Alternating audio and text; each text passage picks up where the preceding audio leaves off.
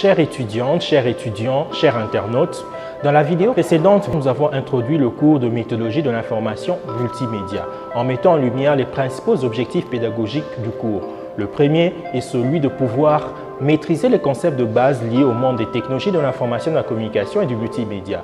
Le deuxième est d'être à mesure de produire du contenu alliant texte, images, sons et vidéos et à les mettre en ligne via des plateformes existantes. Le parcours que vous avez effectué est fort appréciable. Grâce aux notions apprises et aux travaux pratiques conduits par nos assistants, vous avez été à mesure de produire du contenu multimédia via Scoopit pour la curation de contenu et via Microsoft Sway pour le storytelling. Durant la dernière séance, la séance conclusive, nous avons eu l'opportunité de recevoir un étudiant, un de vos aînés et un étudiant dont j'ai eu l'honneur de diriger le mémoire de master qui a abordé les thèmes de la réalité immersive et de la vidéo 360. Je vous invite à passer en revue quelques moments forts de cette séance.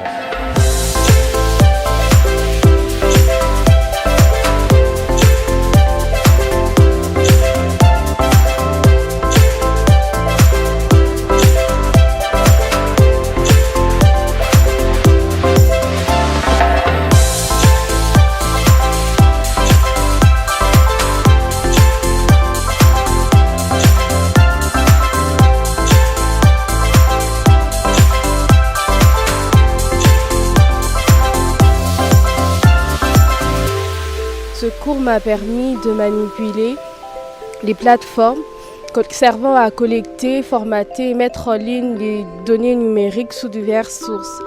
Grâce à ce cours, je vais dans l'avenir créer un blog qui va m'aider à faire parler mon entreprise.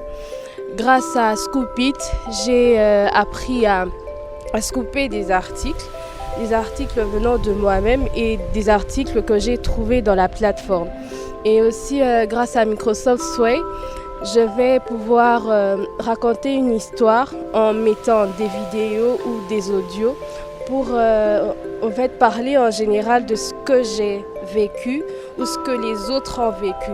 Actuellement, nous ne pouvons pas nier le fait que tout soit communication dans ce monde.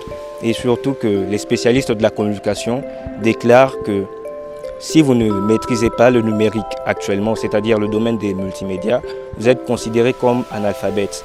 Et le cours de multimédia nous a permis de maîtriser le domaine du numérique. Et pour poursuivre, je dis que en ce qui concerne maintenant la pratique, nous venons de faire une vidéo immersive dans laquelle nous avons plongé dans la réalité virtuelle et cette vidéo nous a permis d'appréhender ce qu'est la technologie actuellement. Aujourd'hui, à travers le cours de la méthodologie de l'information et multimédia, nous avons assisté à une conférence sur la vidéo 360 degrés.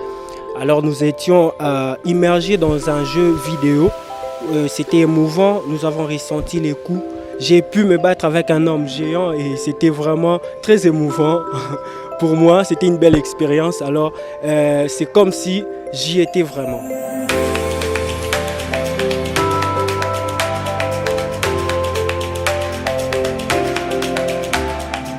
Chères étudiantes, chers étudiants, chers internautes, la belle expérience du cours de méthodologie de l'information multimédia prend fin au bout de 10 séances. Nous espérons que vous avez appris des notions et acquis des compétences qui vous permettront de vous insérer petit à petit, mais non sans perspicacité, dans le monde professionnel du multimédia qui vous attend à bras ouverts. Le cours est terminé, mais ne l'est pas vraiment. À en croire le paradigme de l'hypertextualité, cher au professeur émérite Jean-Chrétien Cambo, auteur de Paradigme de communication en passant un ouvrage à couverture verte.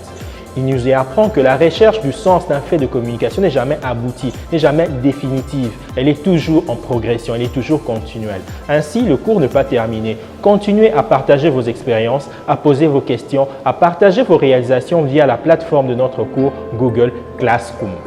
Et à vous, chers internautes, nous vous donnons rendez-vous à la prochaine vidéo dans cette chaîne YouTube.